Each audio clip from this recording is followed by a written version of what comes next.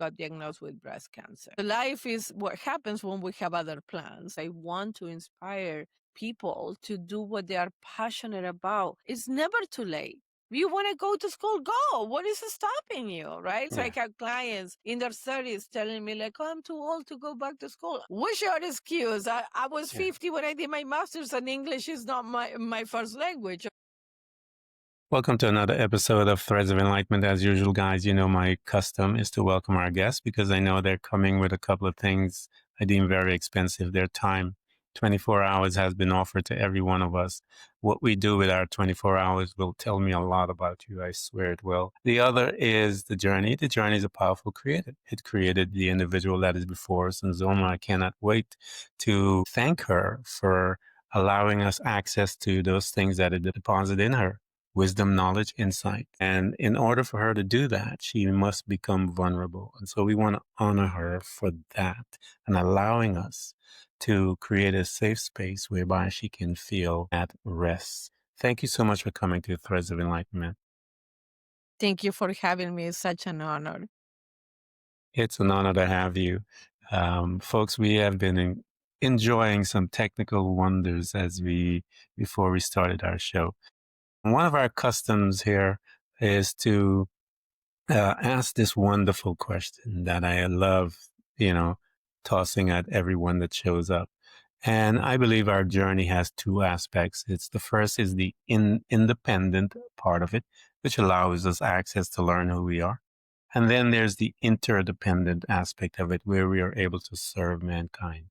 And the question is this: how do you serve mankind? By sharing my story of overcoming challenges in the hopes of inspire others to recognize their own power.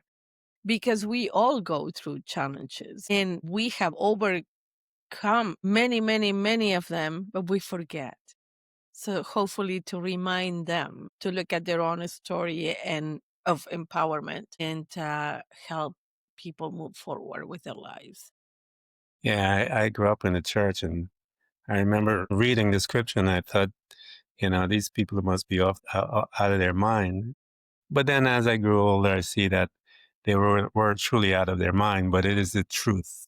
It tells us that tribulation works patience, and that count it all joy when we have all kinds of tribulations. So as one that was ushered into the journey of via tribulation, I've learned to count it all joy, because that's when I get an opportunity to learn more about who I am. So here you are. One of our questions that we ask, another one that we ask is, I call it our beginnings, if you will. And it's, we have a linear line that the programmers told us that we have to walk in order to become an adult. And the very first space that we visit for a short time is called family. In this location, we're going to learn our communication skills. We're going to develop beliefs, which will then govern our behavior. All of that is based on the mindset that we have. What was your family unit like? I am the youngest of 4. I was born and raised in Buenos Aires, Argentina. My dad was Arabic. My mom was Argentinian, but my grandparents were Arabic too. So with the culture came this, so the firstborn is my brother, which is a man. There is this, like, if you would, ranks where like I didn't have a voice really, which is so now I do have a voice and I use it, right? Like, but growing up, I was like, oh no, you're the little one. You're a woman. You're a girl.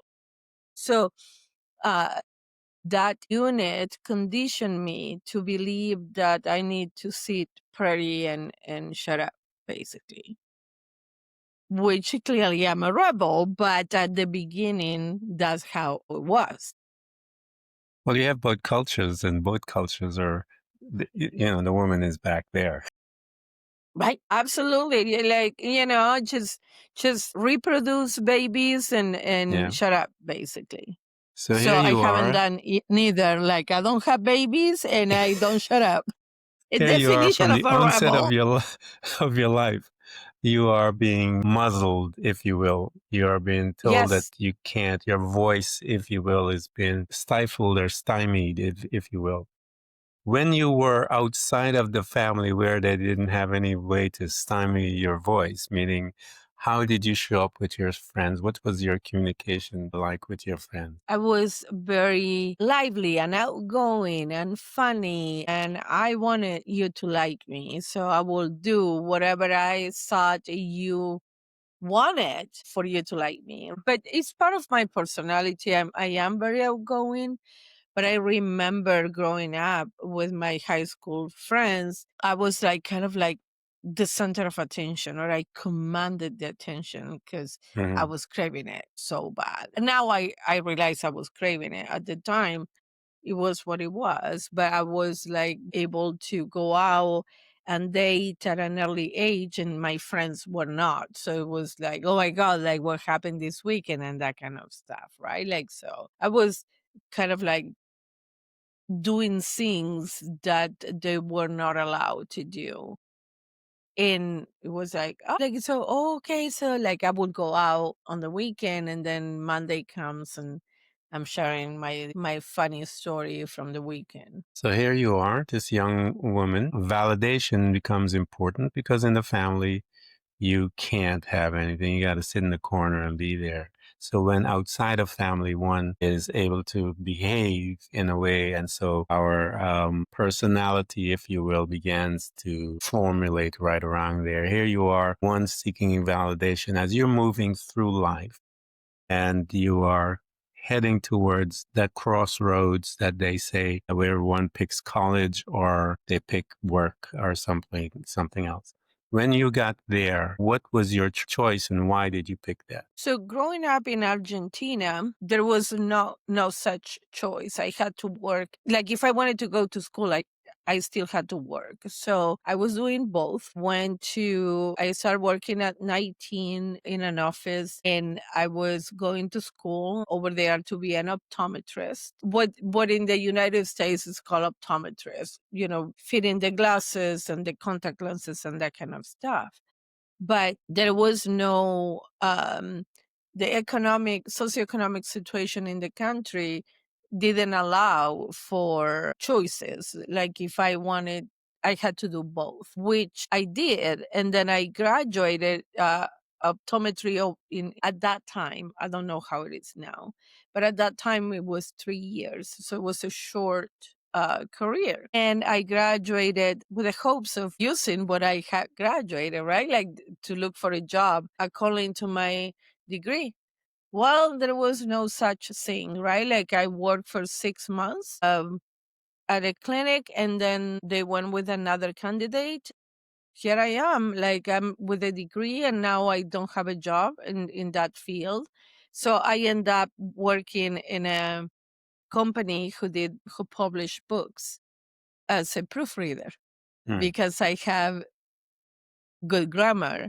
And I'm like, okay, like, why did I go to school for 3 years? Right. Like, I mean, what do I do with my degree? Which I love learning, but that wasn't, it's not like oh my God, I pay a university for 3 years because I love learning, like to be proofreading.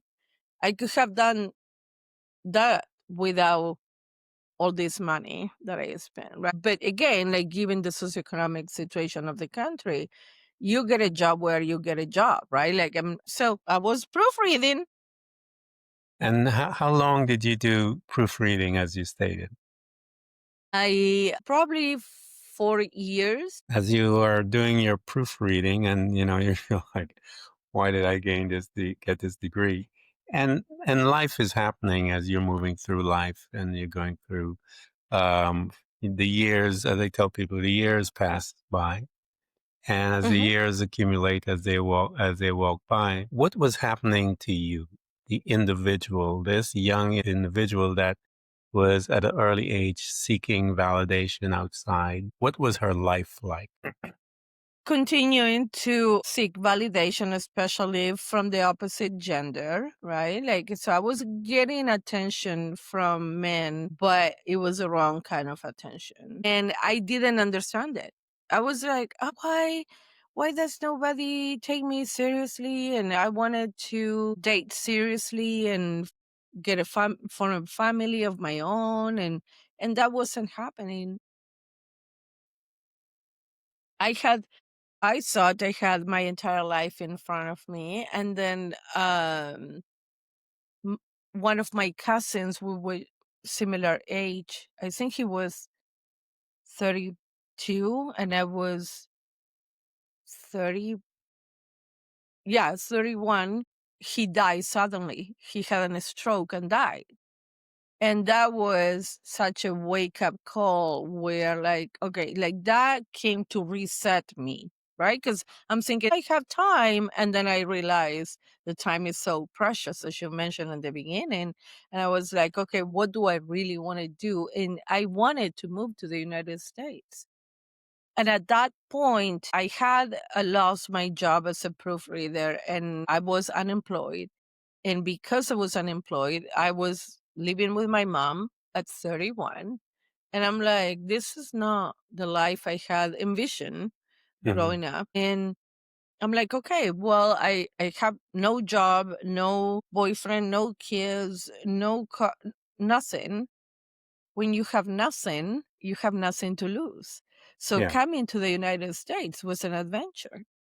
It was like, oh, well, let me see how it goes over there. And if it doesn't work out, I can always come back. Hmm.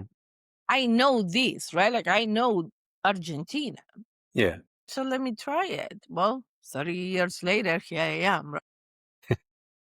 So, but it was a mindset of an adventure.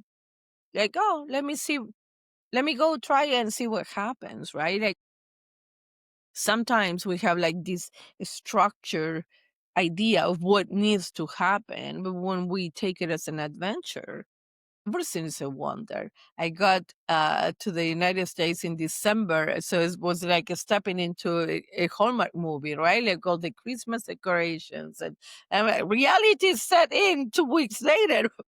When I first walked in, like I was like, oh my God, like it was just like in the movies. So it's like I love that I was able to do that, to have that mindset in coming here because things were very hard since the beginning and I wouldn't have been able to deal with that if I have this mentality that, oh, everything is going to be great. Everything was an adventure. And when you began your new adventure in America, what was your first employment, if you will? How did you get that, and what was it? So it was with my uncle, my mom's brother. He and his family had moved here, like I think it was like 15 years prior or 20 years prior. He had a Mexican bakery, although we are Argentinians, like it was in a Mexican neighborhood. So he opened a Mexican bakery and I was his employee. My cousins, his children, we are about the same age, but I'm older than the oldest son, like, by 1 year, right? Like so he had three adults, like I'm 31, so my cousin is 30 and 28 and 25, whatever. And he was trying to control them, to control his children. Hmm. And he couldn't because these are adults, right? And we are in America and blah, blah, blah. So he tried to control me. That didn't go very well. But so he was like, who are you calling? Because at that time there wasn't, right, like we use calling cards to call back home, and there was writing letters, no email. And I'm talking about 1996, right? Like so and so I will pay. He sold calling cards from the bakery. So I will pay for the calling cards. Not like I'm stealing it. I'm putting the money in the right. Actually, I did it with the other employee. I gave her the money and she gave me the card, right? To avoid any, for complete transparency. And then he realized there were a lot of calling cards that were being sold. And then the employee told him that it was me. So he started questioning, who are you calling? You can only call your mom and your dad and your siblings. Like, don't be calling friends. You had to cut ties, and you are here now. And I'm like, whoa, I'm 31 years old. I'm trying to start a new life. I'm not a child anymore. Burden, if you would, of this is my mom's brother, and I didn't want to create a rift between them, but I was also owing him for receipt. Like, he provided roof and work, and they were the only ones I had in America. So I talked to my mom because I was very conflicted, and I was like, I don't want to create an issue between you and your brother, but this is what's going on, and I don't like it. And she said, you do what you need to do. So I left. I had met a cousin from my dad's side of the family who was also I was in California at that time, who was also in California. He called my dad and he said, "Oh, uncle, I'm in America." And my dad was like, "Oh, it's in America. Where in America? In California." We were like an hour apart, like without knowing each other. And so I moved in with to that part where he was, and he Yeah. got me a job over there, and that's where the real adventure began, right? Because Yeah. to this day, so, and I think that is so important because we need to make our own decisions, right? Like, so I Hmm. talked to my mom. She gave me the green light, if you would, to do what I needed to do, and then I quit my uncle's job, and that's when everything else showed up at my doorstep, right? Like, I really didn't have a plan. I have saved all the money that while I was working, Yeah. but I didn't really have a plan. And then the plan presented itself, right? Like, so here is my other cousin, and he's like, he was working at a liquor store. So there was a laundromat across the street, and okay, and he got me a job there. To this day, I don't think that my uncle believes that I didn't have that job at the laundromat before I quit. But I know the truth, right? Yeah. I know and I know how the universe works. So it's like, okay, like I don't need you to believe me. I know that that is the truth. Like, it was like this realization that this situation is not working out for me. So I'm not going to participate in it anymore. And I do believe in God. So I trust God, but you can call it God, universe, higher power, whatever resonates with you. I trust that something is going to work out. And it did. But it was so magical, if you would, that it's like, oh no, you already had that job and that's why you quit. You listen, you can believe whatever you might. I'm not here to change your mind. I know the truth, right? Yeah. I Some know my people. truth. Yeah. Some So people you it's like, can't. The truth will be staring them in the face, and they've already made up their minds. So there's no need to engage in trying to unhook them from what they believe, and you just move on. And I right. tell people, fate is simple. It's just waiting on you to make some decisions. Yes. Oh You my know, God. Yes, absolutely. that's all. It's Absolutely. it's pretty simple. Because God wants to do things for us, but it's we are the ones that are hindering a lot of those things to be done. But once we get to that place where we've had enough and we say, look, I'm just going to trust you on it. Usually there's a synchronicity that happens, and it happens very quickly. That's why I said fate just waiting on you to make some decisions, and then it manifests. So just hurry up and make your decision. Decide what you want, and once you make your decision, make your step out, and then you'll see how it happens. So here you are as Right. life happens, as I tell people, life always happens. As we're going through life, and one day life changes for you. Talk to us as life happens, as you're going through all of those wonderful years, because it's usually years that we go through. And then something in our life happens that kind of arrests us, if you will, and say, oh, showtime, and it gets a little personal. And we have to begin this journey of getting to know oneself on the inside. Talk to us as to yours, when your journey began, and how did it What caused it for you to start?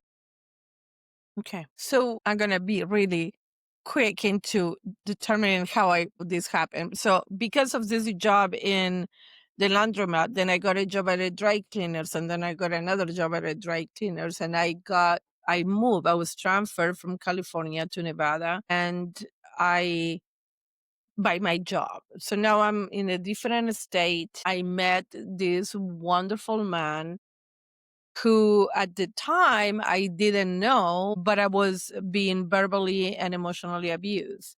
So I started therapy. I had suicidal ideation. I was so depressed. And my therapist at the time, I said, I don't know. I just want to die. But I didn't because I didn't, in my mind, I didn't want to cause that pain to my mom. My mom was still alive. And my therapist said, "You are being abused." And I said, "Oh, no, no, he doesn't touch me." Right? Because in my mind, abuse was physical Yeah. and he wasn't physically abusive. So I changed jobs. I mean, and let's fast forward. So the relationship, I was set free a couple of years later. That's probably for another episode, but I was set free. But my therapist inspired me so much because in the Hispanic culture, what I was experiencing is a normal thing. So that's why I didn't know about verbal abuse and emotional abuse. That's what happens to you because you're a woman, right? And you Yeah. are in a relationship with a man.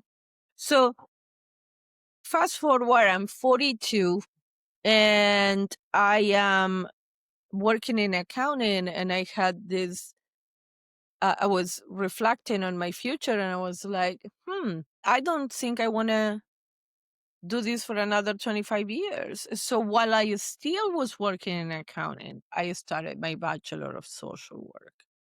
I graduated, so I was 42 when I started. I graduated at 46 track to do my master's. And this is a wake up moment. 6 weeks later, I got diagnosed with breast cancer. So I was like, oh, so life is what happens when we have other plans, right? Yeah. Like, so I was like, okay, I clearly I took care of my health. I moved back to Argentina to be kind of like reconnect with my family.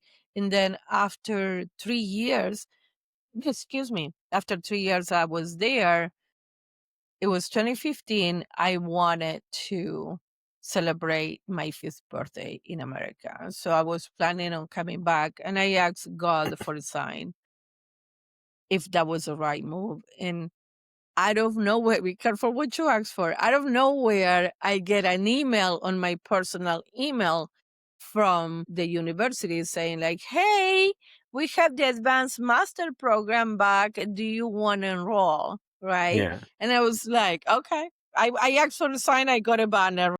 So it's like, okay, so this is the right thing to do. I moved back. I started my master's at 50. I celebrated my 50th birthday in America.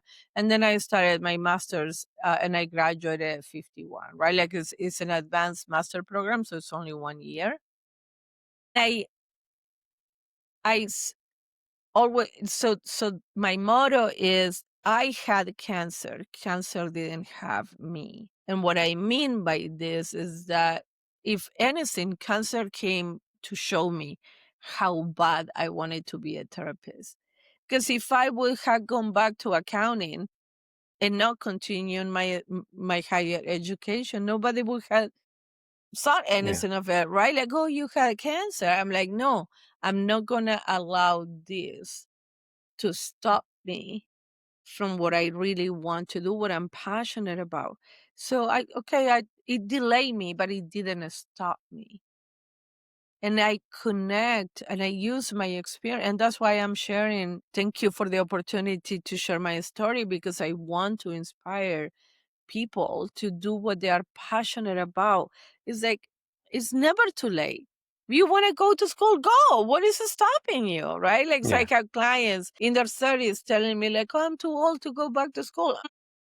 What's your excuse? I was Yeah. 50 when I did my master's, and English is not my first language, okay? Like, if you really want to, you're going to find a way. So let me talk to you a little about this. Having cancer, I love what you have decided.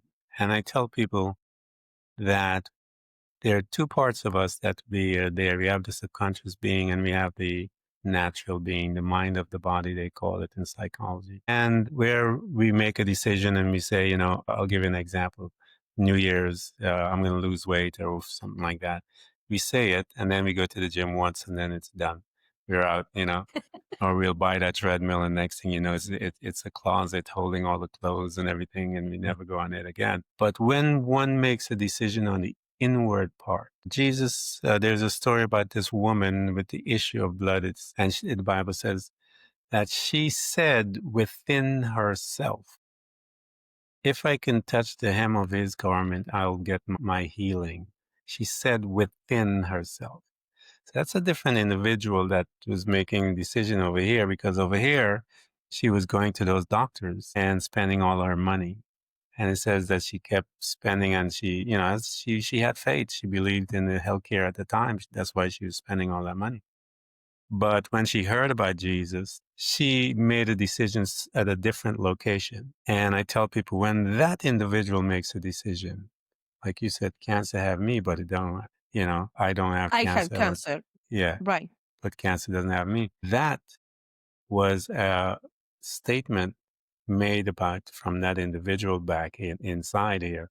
And when that individual makes a decision, it's amazing how life change. There is synchronicity that lets loose to begin to get us to achieve the things that we say.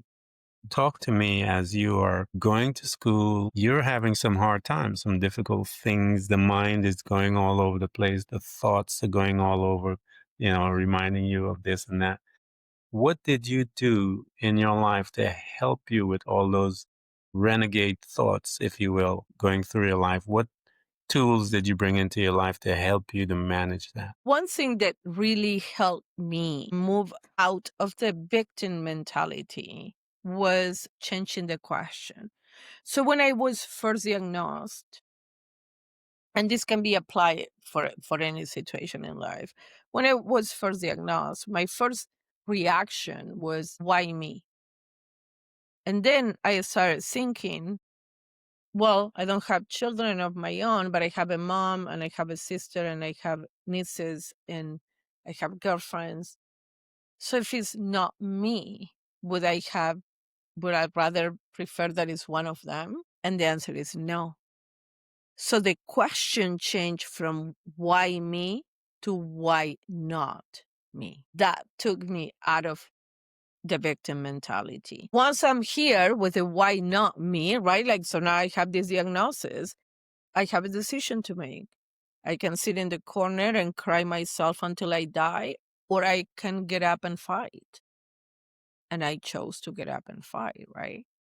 And it's like, and we continue to make those choices every day. So to me, it was literally using that question to move away from a mentality of a mindset of restriction, if you would, of defeat to one of like infinite possibilities. Why would I want my mom to have breast cancer so that I don't have it? So I stopped questioning God and I embrace the opportunity to, okay, well, clearly there is something for me to learn, which I don't know what it is yet, but hopefully I will discover it, right? But I was going to go through my treatment regardless, but the mindset of how I approach my treatment was completely different than if it was, oh, poor me, why do I have cancer, right? Like, and I had the nurses saying, because you know how they come with the medicine and they ask for your date of birth and your name, right, to confirm. And I'll be like, I'm Kim Kardashian. Don't you recognize me, right? Like, and when they ask for the name, and they're like, they're taking it back, and I'm like, Well, okay, I guess I'm Zulma Williams, right? And they were like, "Oh my God, you are so funny," right? Like, I mean, we know you're gonna be okay because of the way that you're approaching this. So I think that we have that power to make decisions every day. And if you have been making a decision a certain way, it doesn't matter. It doesn't mean that you have to continue doing it. If you woke up this morning, you can make a different decision. It's another opportunity Yeah, to think what is it that you want to do. So absolutely. take it, right? Like, so it was that decision to move out of, to change my mindset, basically. Once you change your mindset, because I tell people the change of mindset means it's a change of perspective. And it's our perspective that keeps us in bondage. Hmm. It's our perspective that keeps us in bondage. If you change and when you change your perspective, you will get yourself out of bondage. And so it is up to Yes. you to decide what you want. Do you want to continue that as Zoma was talking about, or do you want to get out of it? And once you made that mind shift and you said you began to enjoy a capacity of joking with all the nurses and so forth, and you went to school, got your master's, got your therapist and all those different things. How did all of that, led you now towards where you are today? What compelled you to begin to walk towards this direction as to now be able to come share your story and stuff like that? So October is Breast Cancer Awareness Month here in the States. And I was at a family gathering, well, one of my friends' family gathering, and these women who I have seen in other gatherings, but I didn't realize it was my friend's daughter-in-law. But at the time I was like, oh, and she's like, oh, hi. I'm like, hi. And then she started talking about podcasts, and she has a podcast and how hard it is to get guests, right? Like, so Hmm. I'm like, oh, I want to be your guest. And she's like, you do? I'm like, yeah. I had the ribbon, right? Like the pink ribbon. I'm like, it's Breast Cancer Awareness Month. Let's talk about my diagnosis. And she's like, oh my God. Yeah, and here we are, right? Like, so the thing was, I I wanted to share my story so bad, and I didn't know how, right? I didn't know how to do this. So I did the interview with her, and I'm like, oh my God, I love this, right? Like, so then I got an email from another therapist, and at the bottom on her signature it says, she's a podcaster. So I'm like, oh, I want to be in your show. So she's like, oh, I don't take guests, like it is all through Podmatch, and I don't know what Podmatch is. Yeah. So I'm like, I'm doing research about what Podmatch is. So I'm like, oh my God. And then I created my profile, and then I'm getting this is, I think, my 65th interview or something like that, not on the platform, but it all together. And then in February, I did a show. And then after we were done recording, the host said, do you have your own show? I'm like, no. She said, why not? Because I don't even know where to begin. He's like, oh, Yeah. I help you. And I'm like, yeah, right. I'm like, okay. Well, but if I did, I would call it Keeping It Real with Zulma, the swearing therapist. Here we go. And I have my own show now, right? Like, which is for now is solo. But I integrate everything because I think that it helps me connect with potential. Like if you come to work with me as a client, because I am authentic, that makes me vulnerable, right? Vulnerability makes you authentic. They're like so Yeah. like enmeshed. So you're going to be one without the other. And I'm like, you know what? This is who I am. I do put, although they drill into our heads that we don't supposed to share personal stories, when you are a therapist. I'm like, because I had cancer, I I know that you can connect with me because I'm not talking about trauma from the tech. Oh, let me go to page 15 on the textbook. No, we all go through trauma. So I think that the biggest value that I bring into my office is my authentic self. And for that, I had to be vulnerable. So, and once I start sharing doing podcasts and being a guest, and I'm like, I love this. Like, next on the bucket list is to write a book. But because it's like, okay, I think that I do have something to say. And it took cancer for me to find my voice. Okay. But here I am with my voice, right? Like now I think that what cancer did was kind of like reroute my message. I have found my voice, but I'm screaming at the top of my lungs because I was muzzled for so long. And now it's like, okay, you don't need to scream anymore. We are listening, right? So to kind of like it took me, if you would, into this path of, okay, people are listening. I don't have to be yelling at everybody who's walking by. I'm going to put a plug for Alex and his people at Podmatch. They are absolutely first class. And you guys that are thinking of starting a podcast, get into Podmatch. They help you. They give you all kinds of support, guys. And those who are looking to get on as a guest, go there as well. Alex and his team, they do marvelous work. I've been there with them for many years. So here you are, man. Okay. You have gone through so much. You're gaining your voice, and we're going to give you guys access to her. We provide all of her links so you can get to that podcast. And for you out there that have cancer, here's a therapist that has gone through, and that is absolutely powerful. I think the fact that you tell your story makes you that much more, as you said, authentic, but also very powerful.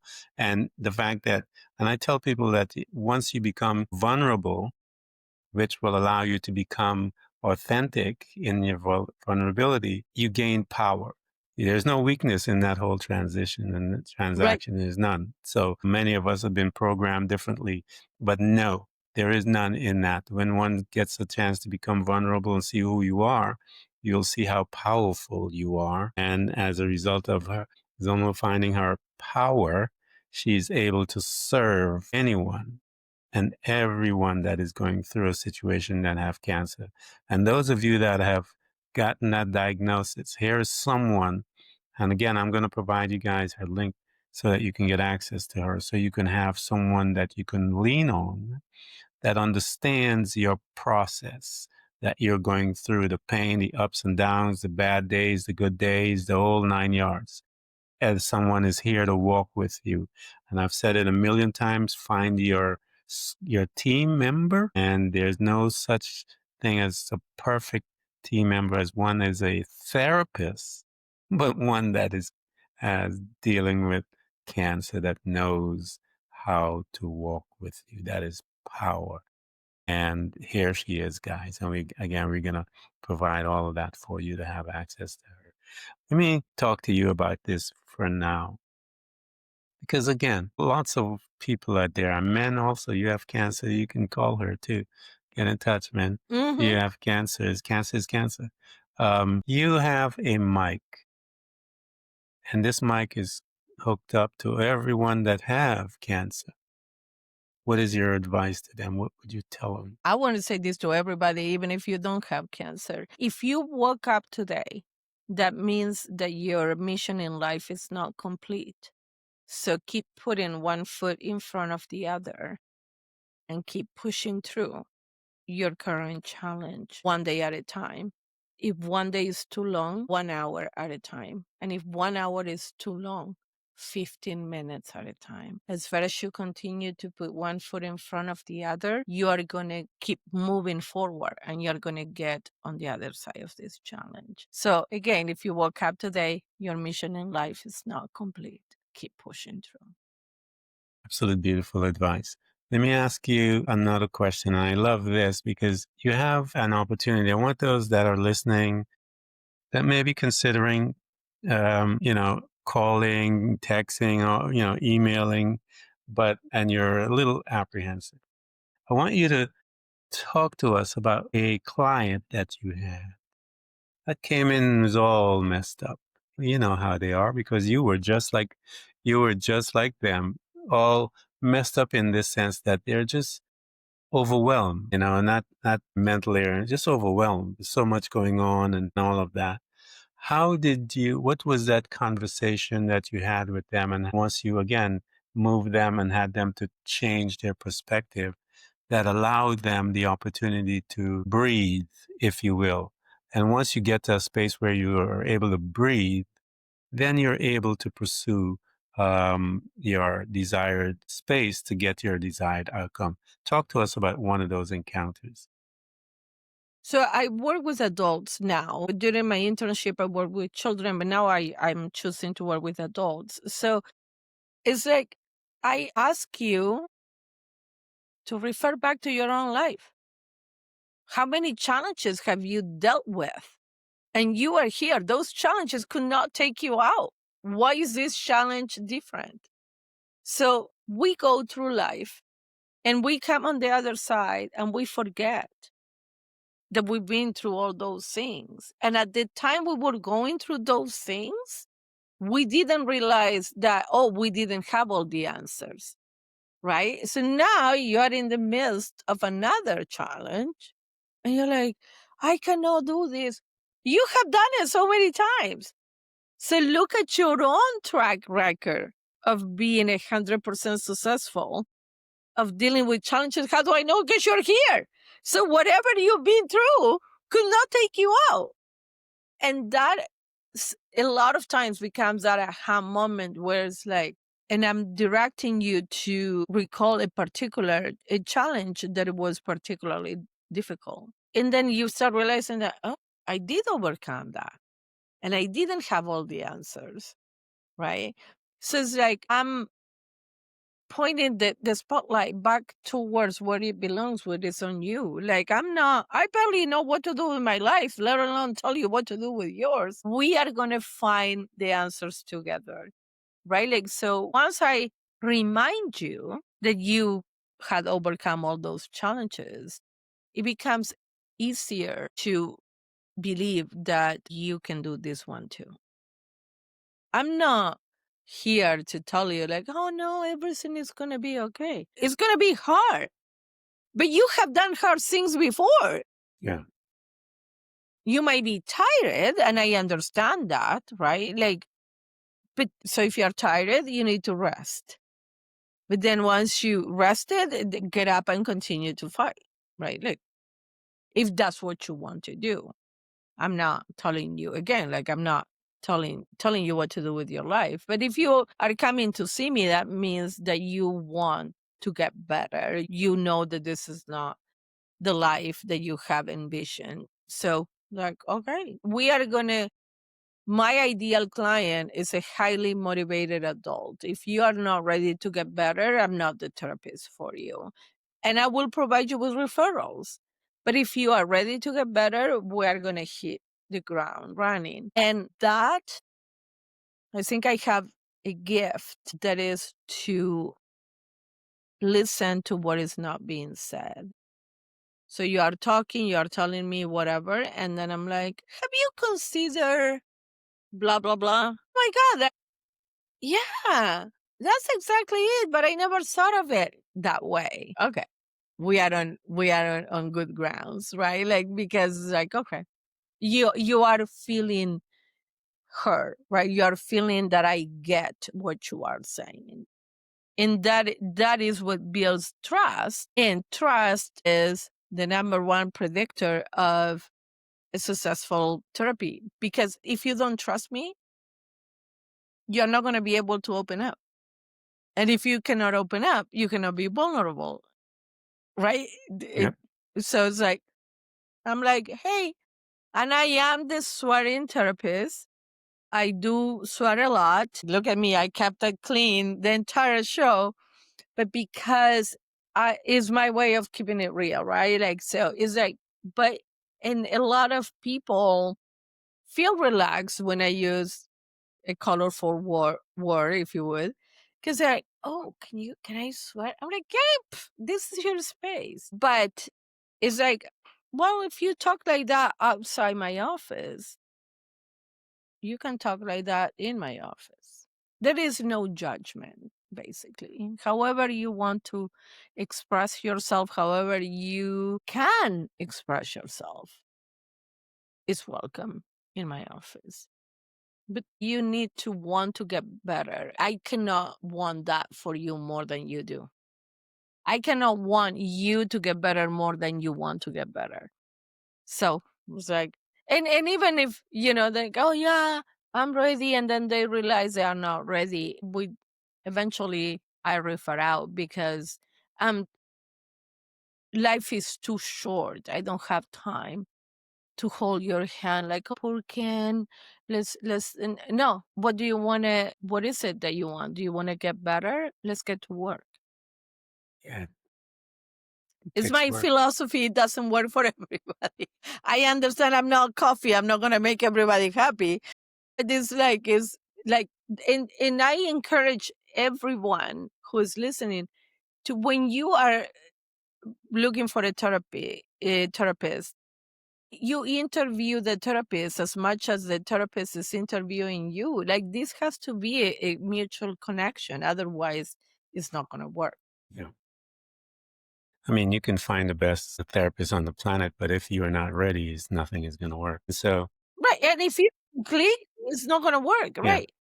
I usually use this story from the Bible of Jesus. He's walking, there's a pool called the Pool of Bethesda, a bunch of people, crippled, invalids, all these people around the pool. And he walks in and he sees this man and he looks at him. He asks them about him. They tell him who he was. He's been crippled like this forever, all this kind of stuff. And Jesus looks at him and asks him a question. And it's a very funny question. You think about it. He says, do you want to get healed? And the man responds, he says, while I'm going to the, to the pool, someone else gets to me. Jesus asked him a question to locate him, to see if he was serious about his healing, if he really wanted it. Because he could have just been hanging out there, know that he's crippled and just hanging out, because he could have given up. And so Jesus needed to know, did you give up? Did you become complacent? Or did you just, and the man declared, he says, oh, the only thing was someone kept beating him, but he kept moving closer and closer every year. And Jesus looked at him and says, you got what it takes to get your healing. Rise, get up and take it. And so you can go ahead. No. And that's our free will. Right? Yes. You can sit in front of the best therapist on the planet, but if you're not ready, those who have ears, let them hear. If you're not ready, you're not ready.